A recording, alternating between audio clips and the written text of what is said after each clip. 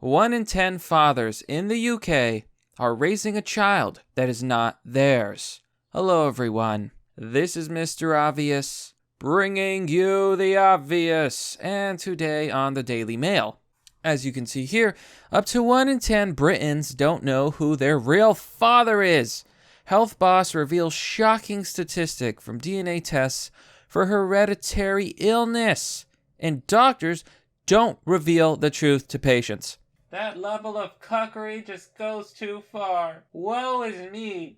That's a lot of NTR. So not only are 1 in 10 fathers being lied to and raising a child that isn't theirs, which I believe is a horrible act of treachery on the wife's part, on the woman's part, that's insane. They're not being told the truth. Doctors are protecting, of course they are, of course they're protecting the females. You know, Lord forbid the father has a right to know. You know, Lord forbid you actually tell him, hey, this kid's actually not yours. Genetic tests are revealing 1 in 10 people in the UK have a different father.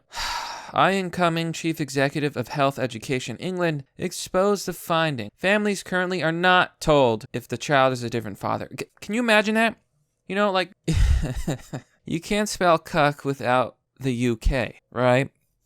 My God. I mean, this is terrible. This is horrific. This is frightening is what it is. I mean, are these numbers representative of just the UK? Could it possibly be that it's like this more than just the UK? I hate to think. And this is why you should always get paternity tests. It doesn't matter if you think she's faithful. It doesn't matter if you think, oh, my wife would never do that. No. You double check. Genetic tests carried out by medical professionals are revealing that up to 1 in 10 people in the UK don't have the father they think, a top health boss has revealed. Incoming Chief Executive of Health Education England said the situation is raising a number of difficult questions for the health services. The chairman of the NHS Leadership Board for England also explained that people are not currently told if genetic tests within family members highlight a case of paternal discrepancy, as it was simply an incidental finding of the procedure. They should absolutely be told. It's unethical. Seriously. Oh, and before I read more of this article, look at this. Look here on the side. Well, that stupid bar there's covering it, but this is FemMail, right? This is their news for women. Let's look at these headlines. Angelina Jolie treats kids to sushi. Who cares? Why should I care about those spoiled brats? Baywatch vet Donna D'Errico, 51, flaunts her figure in a plunging blue dress. It's all makeup. Jennifer Lopez is joined by fiancé Alex Rodriguez as she reunites with her ex-husband Mark Anthony. Gee, I wonder how many months that'll last. Ben Affleck looks ruggedly handsome. How dare you objectify his body? Yeah, it's pretty much a non-stop get-go of gossip and basically pointless news that doesn't matter at all. I really don't understand how anyone could enjoy this. It's so vain and superficial and pointless. Okay, back to this article, Jesus. But with whole genome sequencing likely to be widely available in the next 2 years, he said it was a moral quandary that needed solving. Gonna be exposed. Seriously, I have no, it's not a moral quandary. It's a disaster. All of these men are being lied to.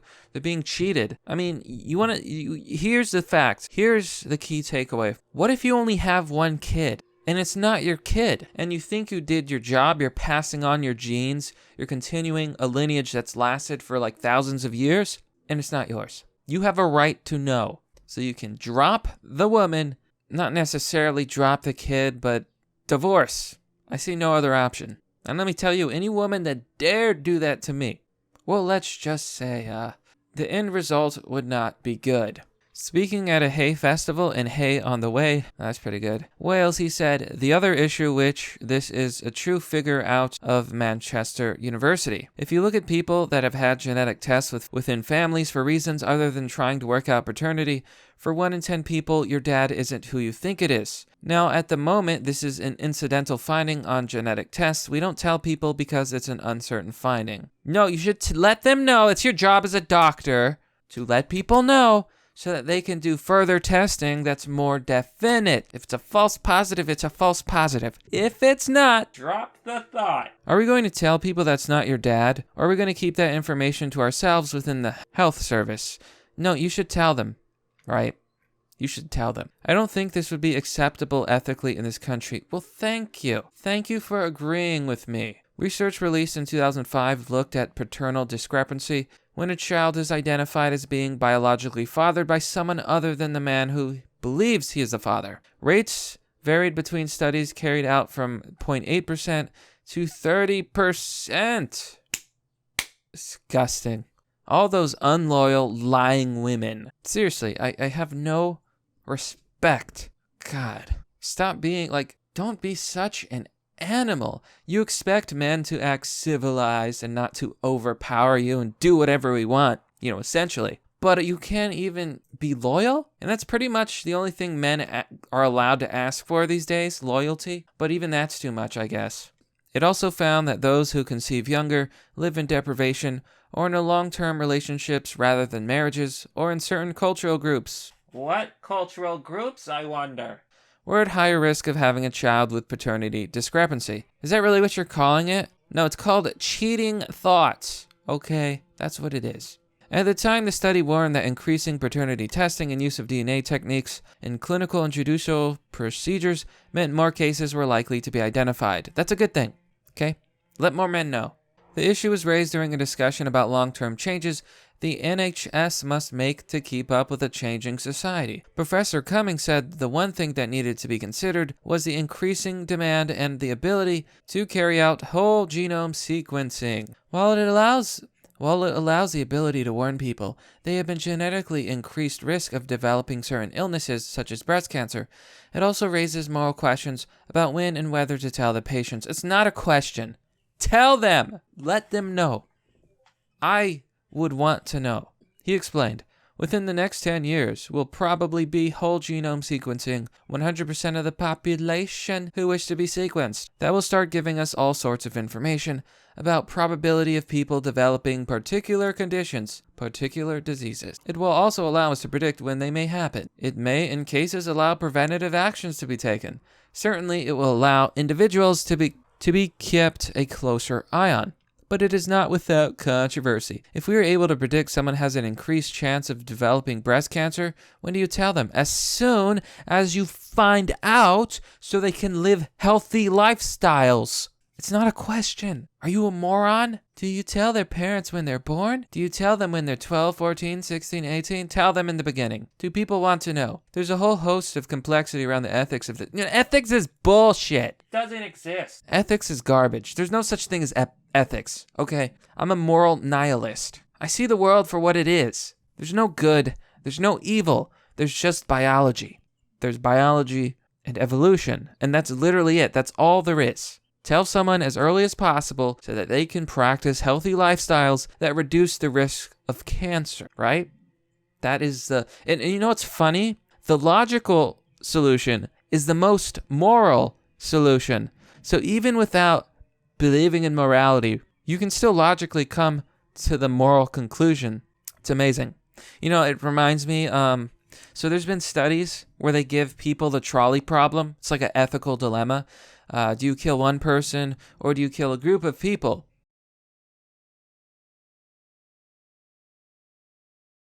You can do nothing and a lot of people will die, but your hands are clean, right?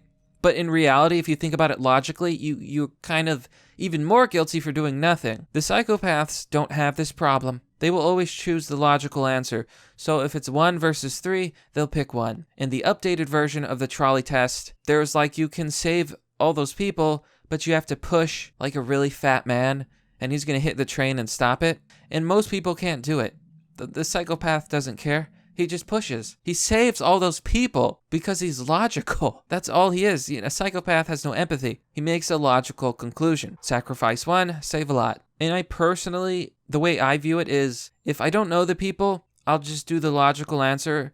If, for example, if it's a loved one, I'm saving the loved one. Everyone else can be run over for all I care. That's called loyalty. So, yeah, the NHS may carry out genetic tests to diagnose a condition, establish whether someone is likely to develop one, or determine if they carry a genetic mutation. Let's check out the comments, because I have a feeling it's going to be good. On the Train says, many of the mothers these days have no clue who the father is. Yeah, it's really sad, isn't it? FTDM-BS says, at Connect, the dots is spot on. I discovered this fact in 2005. 1 in 10 children did not have the father they thought was dad. I found it hard to believe and did more research. Unfortunately, it is true. There are women out there that know but keep quiet. Liars. Traitorous liars. Sadly, men are used as providers. Yeah, see. We're just a wallet, right? We're not people. We don't have, we're not human beings. I would recommend every divorced man still paying maintenance but deprived access to the children get a DNA test. Do it. This even affects royals. MGTOW. Now, I don't agree with that. I'm never going to go my own way, ever. Ever. The drive. Evolution's too strong. I wish to pass on my bloodline. But, that being said, I really don't blame all the men joining that movement. Mr. Man says, sounds about right. Women can be very devious when it comes to this. Newsflash, they're devious about everything. Janaka JJ says, DNA information should really be on the birth certificate of each newborn baby, along with the verification of the DNA of both parents. Thy will be done. Paul says, check the benefit system. Many mothers put down the father as unknown, so they can keep claiming even though they know who the father is. So that's a pretty good point. That's a good observation, I suppose. Maybe that's, what is that, conflating the numbers a bit? Either way, 1 in 10? That's 10%? That's insane. Chap with the wing says, dodgy women, eh? Sahala says, some of them, yeah. Yeah, some of them. Sure, some of them. Not all women, right? No, always assume all. Every single time. Okay. Be cautious. That's true for women. That's true for men. Be cautious. Assume the worst. Hope for the best, right? Mr. C says, I look exactly like my dad, so the chances of him not being my real father are very slim. I wanted to highlight this comment because someone says something rather telling. All right, Cheshire housewife says, my friend had an affair with her father-in-law, which resulted in her having his child. The child looks just like her dad, who is really her brother. Nice. Moon Man says, face. Feminist will be delighted. Stick27 says, feminism has nothing to do with slagging off men. Well, it should not. That's not what feminism should be about. The statistics probably is true. Sure, the same counts. Vice versa, 10% of men fathering children with someone they never see again or have been cheating with on their partner. I disagree. That's exactly what feminism is. That's exactly where it leads us. It was a mistake. I honestly believe that. Okay, you want egalitarianism? Well, you got it. Everything is equal now. Aren't you happy? Aren't you happy that now both the mother and the father have to work 2 jobs instead of one person working 1 job? Because, when you fought for the right to work, you doubled the workforce. Inflation, wages going down. You doubled the labor pool, and now 2 people have to work to support a family. Literally broke everything.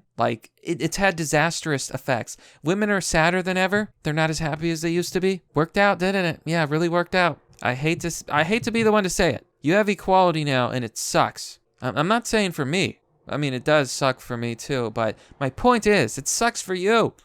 Being equal sucks. Having to support yourself sucks. Shit, I'd be a housewife any day. I'd take that over working 12-hour shifts on salary. Sheep Skull Soup says, most crimes come from children issued from single mother families. Terrible plight on our society as women who refuse to work, earn a living making babies, and getting a welfare paycheck every month. Now, that's actually true.